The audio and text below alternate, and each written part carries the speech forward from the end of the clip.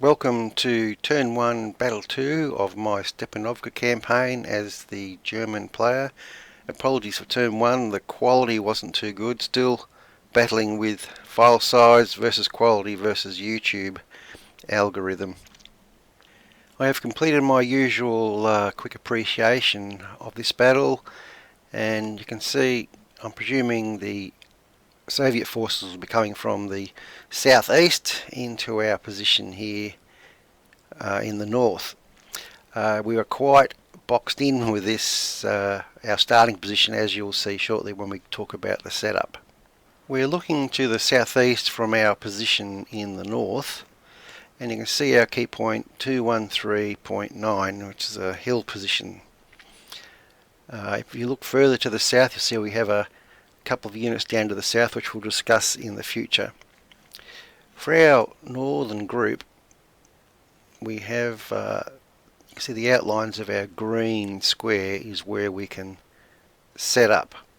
So we're pretty boxed in here, and I've mentioned on numerous occasions, if you set up near a key point, expect to be receive some artillery treatment from the AI.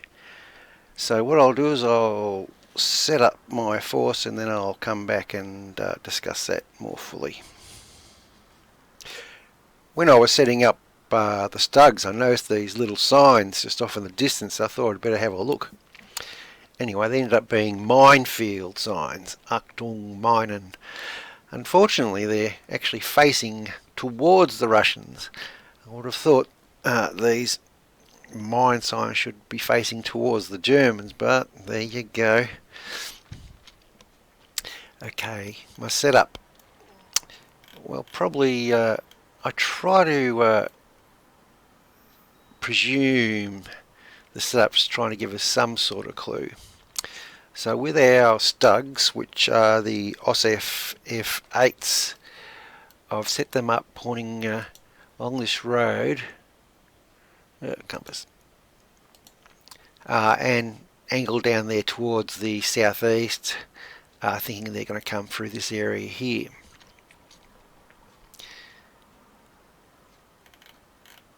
It's also worth having a look towards the southeast. You can see there's been vehicle damage, you can see pockmarks from artillery, etc. Also out here there's a pillbox. I think these are little clues by our friendly Russian developers to say that these could be navigational points or areas to consider when planning our own artillery. So just have a quick look around the map. Look for areas of pockmarks. You know, for tactical reasons, these areas could be good areas for forward observers or for tanks to get, hull down positions. There's a host of reasons why these features on the map could possibly provide you with some clues when you're in defence. Back to my position over here.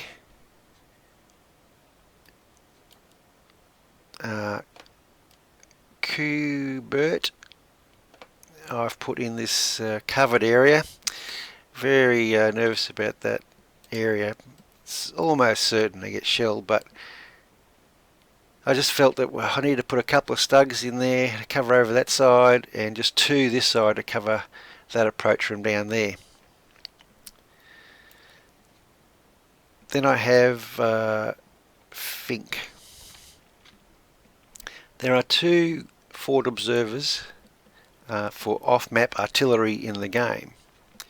One I have placed over here to the rear, that's Becker, and he is only available for scheduled support or artillery which you designate in the deployment phase. So we'll do that shortly. Now the other chap is worth mentioning, which is Fink. As you see, he's got the good old GRW 34 mortar, and he has 1800 rounds, so he's pretty well kitted up for this defence, and I suggest he's a guy we really need to get into this battle if we're going to have any sort of chance. I will set up some zero-in points. I usually like to go to places like intersections, and once again I look for those pock marks, and I like to look about 800 to 1,000 metres out. So you sort of draw an arc around your where you're defending, and you're presuming that's these sorts of areas are where the enemy will want to come to set up their own mortars or their own anti-tank field guns, infantry field guns, all sorts of weaponry, because in this era about 1,000 metres was probably about optimum as far as deploying your weaponry. So what we might do is I'll grab Becker first because he is the scheduled artillery. So with that in mind, what I might actually do is I'll pick Cubit here, the show line of fire, which gives us our distance. So there you go. So there we go. So that area in there to these areas in here. In fact, these burn marks are quite sort of good. You think if we had anyone coming from this area over here, they would their form-up areas would be in this forest or away from our prying eyes, of course. That's our area where we think they're probably going to come. And in fact, that pillbox out there is about 1,200 away. So it is in range if you wanted to sort of lob a few there. Over this side, well, we're about 900. Well, that area there. Yeah, so once again, 800-900 metres, so keep an eye on that. So let's set one up then. We'll grab Becker. His beaten zone, or his artillery cursor as they call it. Right click.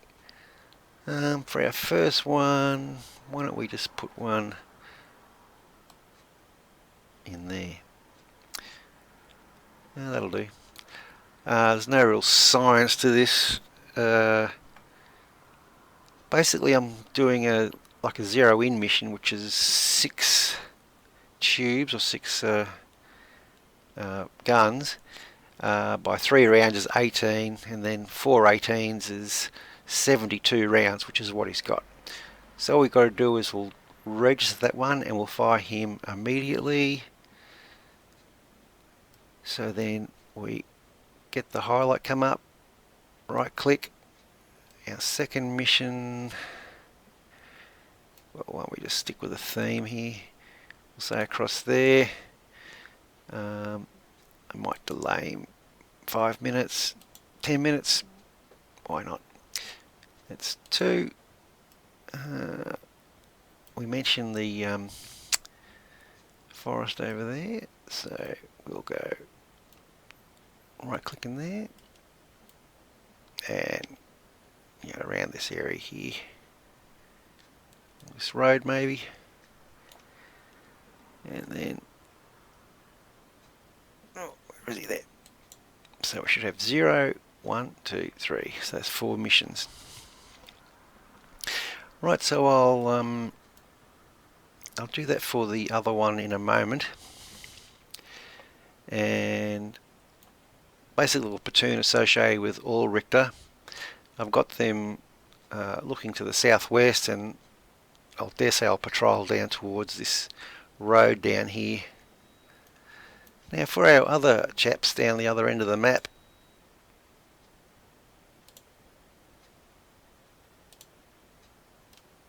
I'm going to take a little bit of a punt here because we have 1, 2, 3 key points, 2 of which are in our control. So I'm going to eventually get all these guys to do a recce down towards the farmstead, and if possible see if we can knock him off from the Russians as far as that key point goes. Also down in this end of the map is some artillery, World War I vintage, but still very effective. I've just moved them a little bit from where the computer set them up. A little bit of more concealment from the bushes and that sort of thing. Got them pointing towards the northwest, protecting that side of our northern group, but we'll see how he goes. And I also put him here so he could provide some covering fire for our infantry for Wildheim, as a matter of fact. Right, so I'll put those other missions together for our mortar. As I say, there'll be zero-in missions, just intersections down there. Probably a couple over there somewhere. Given it's a 2-hour mission, zero-in points could come in handy if you can just nail one or two. You can't expect them all, the AI, to rush to your zero-in positions, but if you get one by a good guess and roads and obvious avenues of egress, I mean, they're the targets you're looking for. Nothing too scientific, and as you can see, the area we're fighting over is pretty flat, mildly undulating, but all overall pretty flat. Righto, thanks for that. Well, can you believe, after recording the first half, that I managed to turn the audio off in the second half, so I'll just have my commentary. Well, this battle started off with a bang, that's for sure. Artillery was encountered, battery artillery was coming from all directions, as forecast around, particularly around that area with the key point.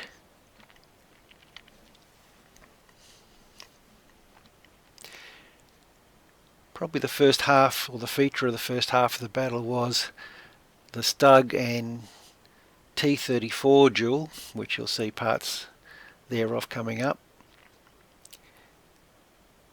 The Stugs I put near that forward platoon proved to be extremely valuable and had a nice, the nice low profile of the Stug proved to be quite beneficial. Although if you do leave them up for too long, eventually the T-34s will knock them over.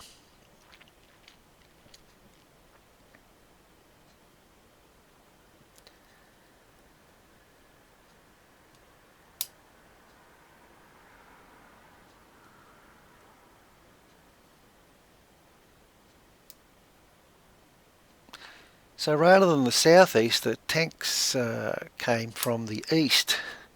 In fact, they first appeared in front of that forest area where we put the barrage in. And there we go, the low profile of the Stug just proving beneficial, but you can't stay there forever with the Stugs. Eventually you just have to give way, especially as the Soviets have superior numbers generally, and they did in this case.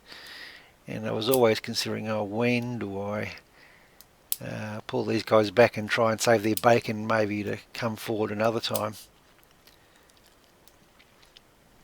Even my anti-tank gun over here got into the action. I think he was going after some infantry there on the right.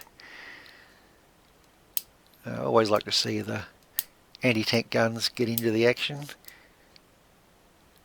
Here you can see that Stug's firing from left to right across the screen there. So we certainly caused the T-34 some early issues.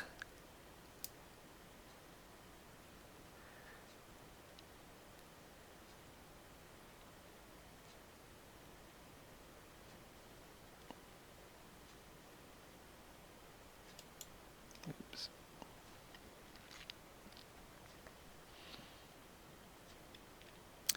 Yeah, shame the audio didn't come through because it was a cacophony of noise here. The early part of the battle was particularly fierce.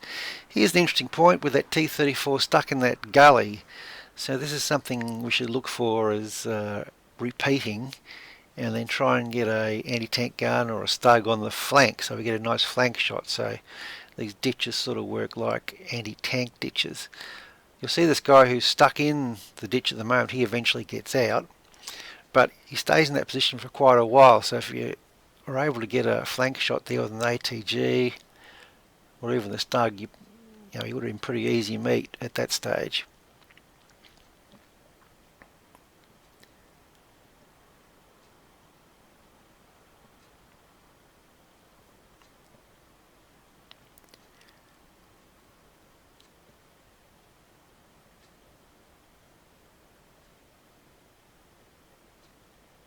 Okay, so there's one stag who's decided to play. I can't remember if I actually gave him the reverse signal or he did it himself. But anyway, it is, you shouldn't just leave your stugs up there to die. I mean, if you can nail a few tanks and then pull back, it gives you a chance to reposition and find another day.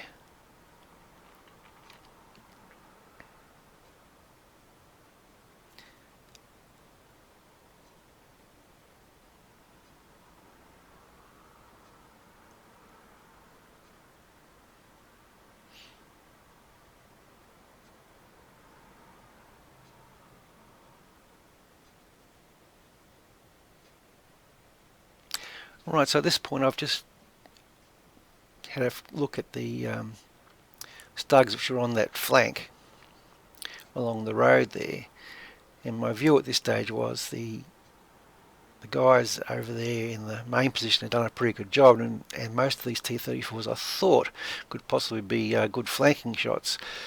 So I started considering moving these guys up.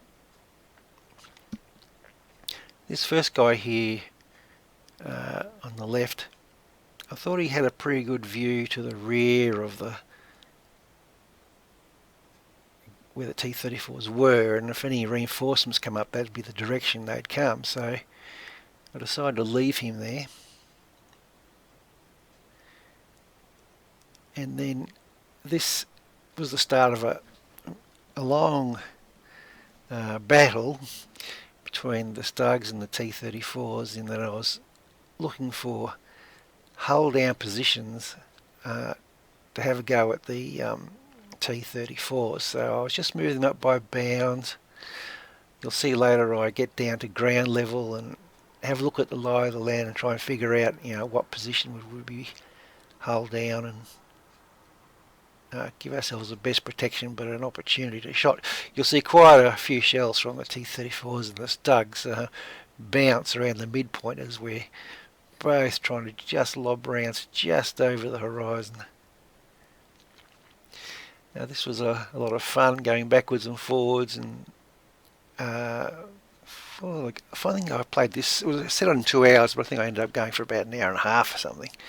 So this T-34 Stug drill was in the background of the game the whole while. So there's one interesting one about that one there is there's another T-34 directly behind the one on fire, or beside the one on fire, which I'm sure isn't in the T-34 standard operating procedures, given the chance of that thing cooking off and taking the one beside it.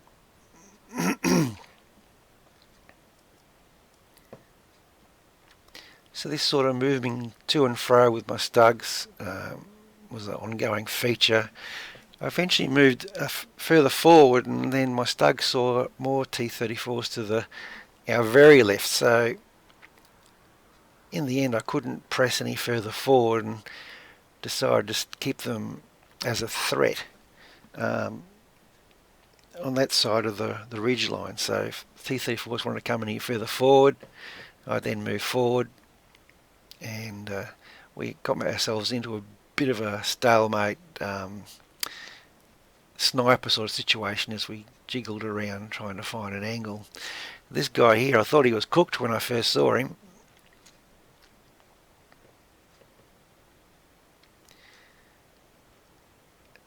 Obviously he fired off a flare of some sort.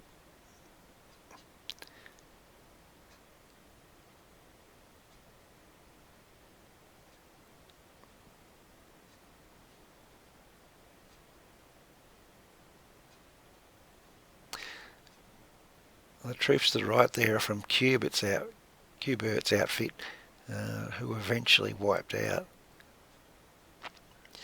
You get so focused on the main part of the battle, which at this stage was the Stug T-34 battle, that you forget to sometimes move your infantry back. You know, if they're obviously getting just hammered, you should just move them back.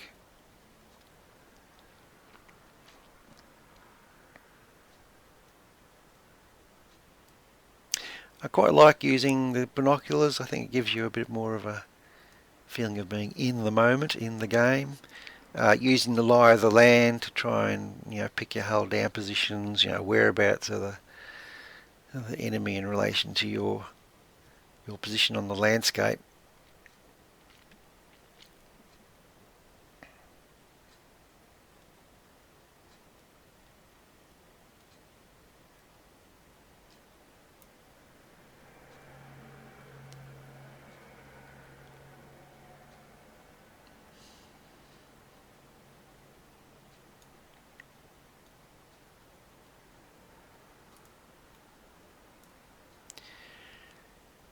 So we're certainly really active this side of the battlefield. On the other side, down south, nothing much happened down there. I tried to get the howitzers in the game, but they were about 1800 metres away, and I think they were just out of range. I tried to get them to have a pot shot at some field guns and anti-tank guns, but as I say, they were 1800 metres away, and I think they were out of range, so they had a quiet little war.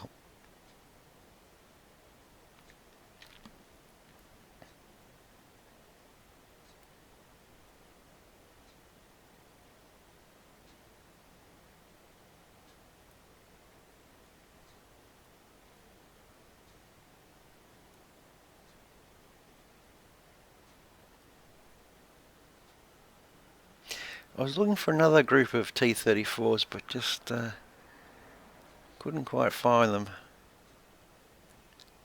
from that line of view.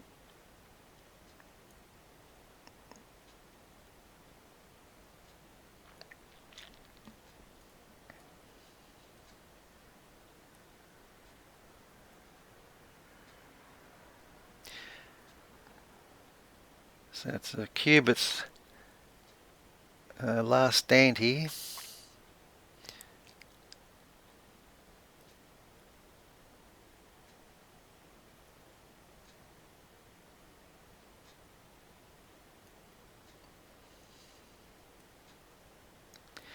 I did try and get some artillery onto them or some mortars onto them, but I just couldn't quite get the angle right. Just didn't happen for me, unfortunately. Right, now I'm actually focusing now on our forward observer here, and this was the second part of the game, or the second half of the game if you like. It was my mortar guy here versus anti-tank guns, field guns and that type of thing. So I ended up firing quite a few mortar rounds at anti-tank guns and field guns, trying to knock them out. So there was like two battles going on at the same time here. There was of course the Stug T-34 duel and the Mortar anti-tank gun duel.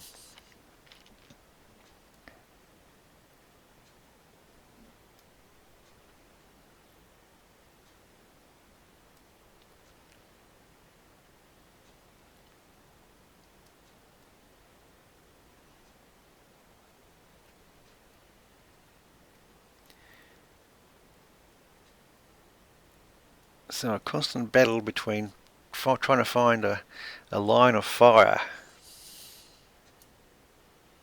and the massive dust signatures. At this stage I'd left the leader of the Stugs to the rear. I thought he might be able to do some coordination role or leadership role over the radio, so I left him like in the rear, and at this stage I decided that he had to get his hands dirty and join the troops and throw a bit of high explosive around the paddock.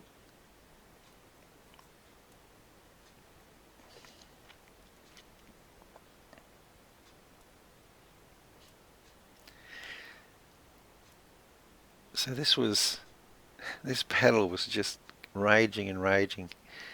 We achieved this position of stalemate where I couldn't quite knock over his T-34s, and he couldn't quite knock over the Stugs, so we settled on hurling anti-tank rounds and HE at each other.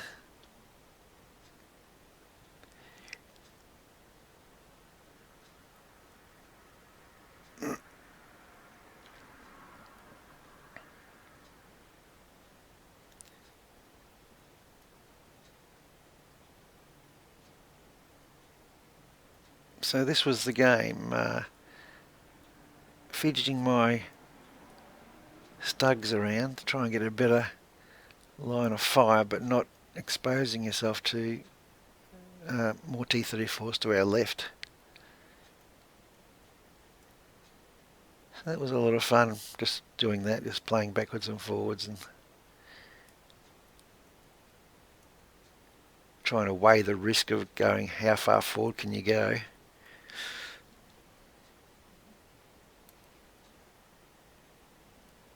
As I say, I did get forward a bit more, and then I could just see that eventually the T-34s were going to take my Stugs out, so I just reversed them so that the went quiet, so exposed.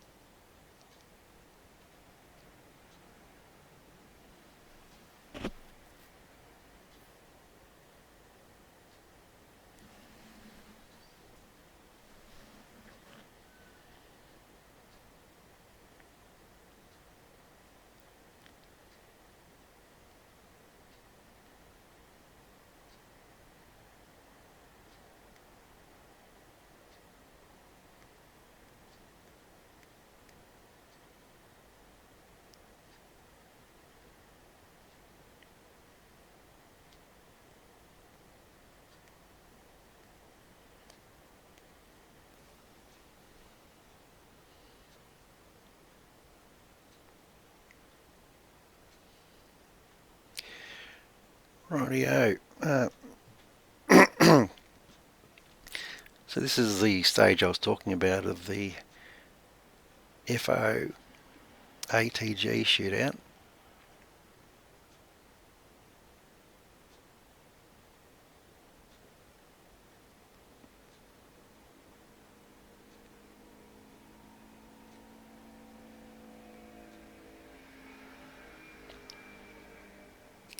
It's easy to get confused between off-map and on-map.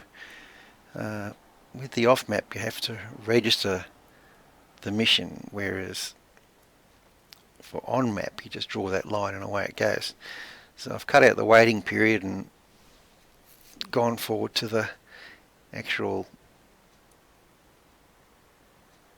shot of the on these guns here. This was quite an ongoing battle trying to nail these buggers.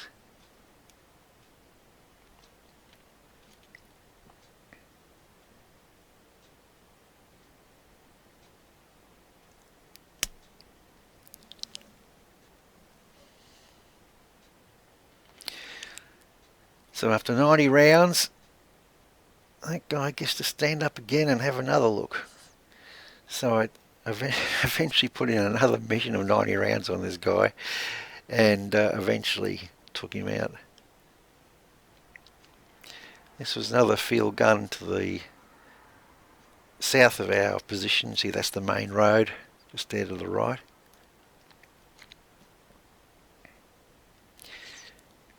And these rounds, although they were falling out of range of the field gun there, it was quite useful because there was quite a bit of infantry around him, so they were effective in that respect.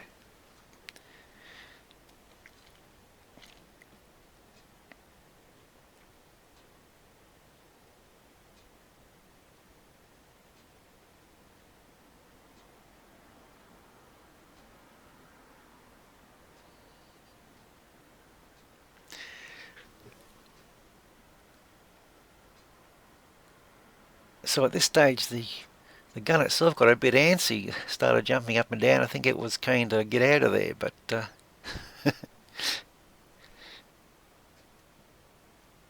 right, yeah, so these guys said they've had enough and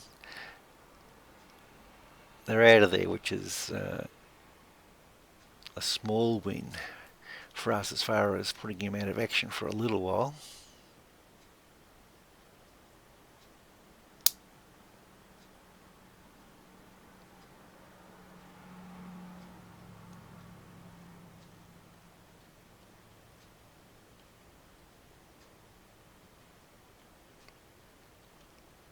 Yeah, so that was Curette's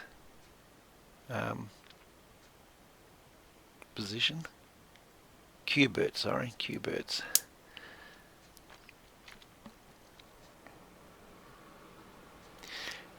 One of my favourite guys on the map, the forward observer for the Mortars.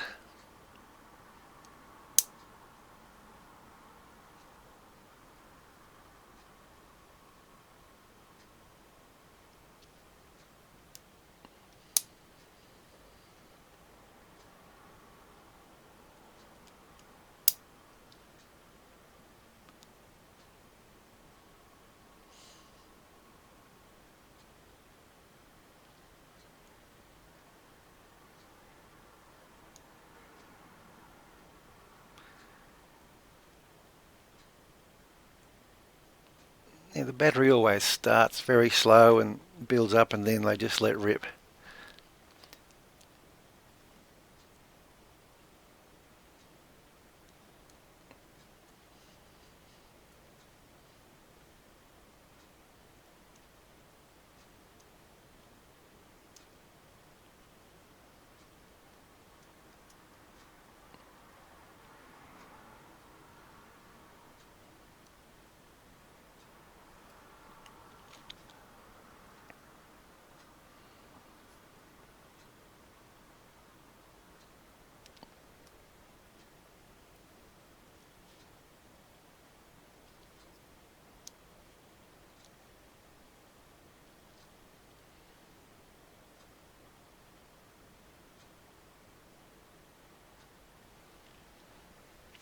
Just while we're waiting for this barrage to come in, oh, there it goes. It's something I haven't quite been able to get right in this game yet, and it is quite difficult in real life. If you read history, you'll notice that once the mortars start coming down in number, the this field gun crew, or ATG gun, not sure what it is, they stay in this protect themselves type attitude. So it's at this stage, if we had a coordinated attack, you'd have your infantry advancing on the position, and then obviously they get, I suppose, within 100 metres or something, and then your battery would stop. So I think the better players of these types of games are the ones that can have multiple layered attacks. So, you use the mortar suppression factor along with getting your infantry into position, or even your vehicles into position, as the case may be.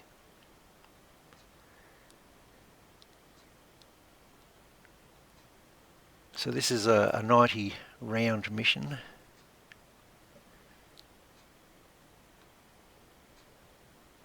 So it does consume a bit of time, so your infantry can move a reasonable distance. I think I was disgusted at this stage. I realised I didn't actually get this guy, and so I immediately ordered another mission on him. Yep, there it goes in.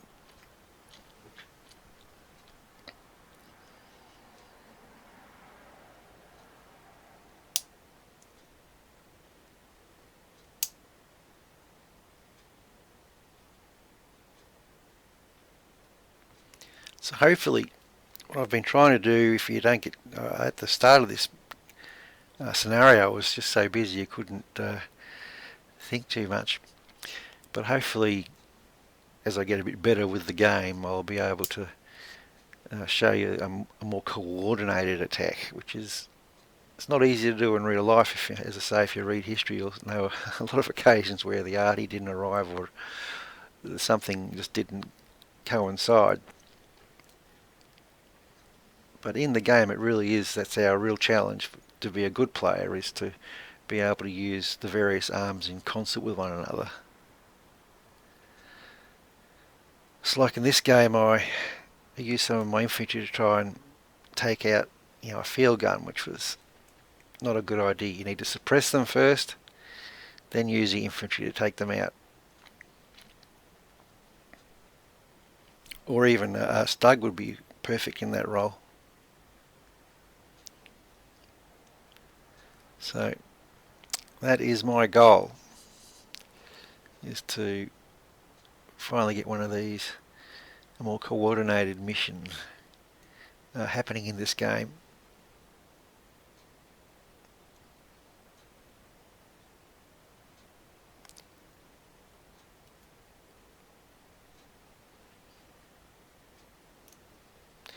In the Battlefront combat mission series of games, it's a technique you can use really well in that game. The better players really do use coordinated attacks extremely well. MG34s can be very good against field guns as well. It's a bit of a rock, paper, scissors situation. So anti-tank guns, field guns, it's usually mortars or artillery in response.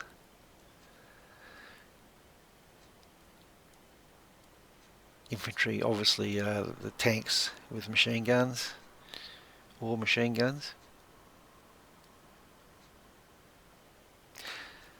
So we must be getting close to the end now, where I decided to have a last lunge at retaking our key point here, the hill.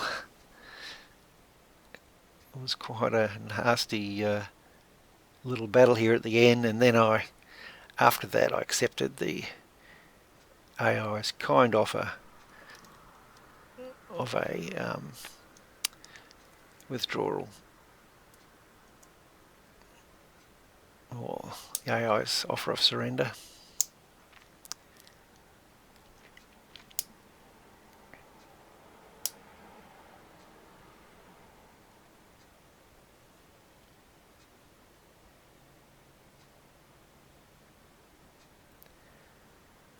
So here comes, basically I just moved my Stugs forward and had a bit of a charge at the key point. Not too scientific.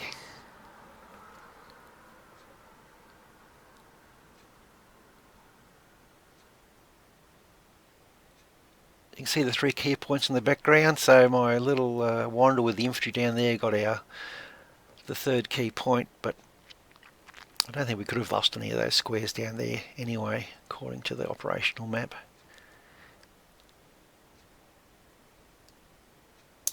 At this stage I turned all the fire infantry on for my Stugs, which is important at the start of the game. I think I mentioned it earlier, but make sure you have fire infantry off for your Stugs and the anti-tank guns.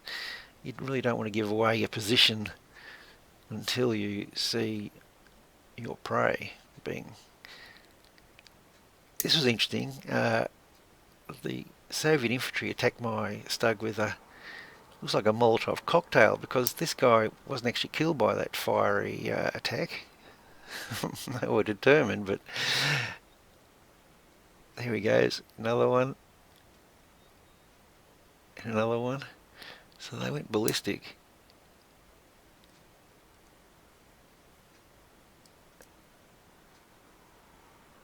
See, he's still firing.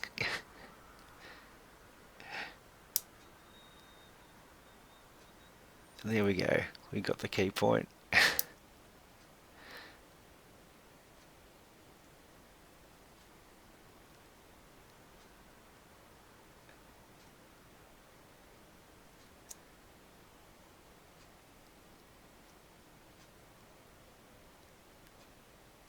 They were certainly determined.